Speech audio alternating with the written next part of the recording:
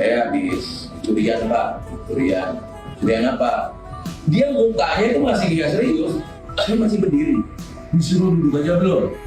Kapolres Lamongan, AKBP Arif Fazlur Rahman membagikan pengalaman pribadinya saat menjadi korban kejahatan. Cerita tersebut itu dibagikannya dalam video yang diunggah melalui akun Instagram pribadinya Arif_Fazlur Rahman pada Kamis, 5 Februari 2026. Ia mengaku merasakan pahitnya pelayanan kepolisian yang kurang empatik. AKBP Arif bercerita, saat melaporkan kasus kehilangan sepeda pancal, sepeda angin, miliknya, polisi justru bersikap acuh. Saya disuruh lihat, menunggu, dia, petugas, dongaknya itu masih enggak serius. Saya masih berdiri, enggak disuruh duduk, ungkap Arif. Pengalaman itu membuatnya merasa kurang dihargai sebagai korban kejahatan. Ia menilai pelayanan tersebut sangat tidak memanusiakan masyarakat yang sedang mengalami musibah. Belum apa-apa di situ, saya merasa, belum memanusiakan orang, sambungnya.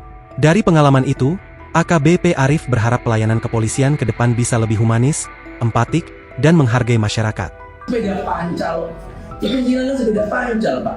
Udah sepeda motor, sepeda motornya boleh angel, apa mulai sepeda pancal, ya kan?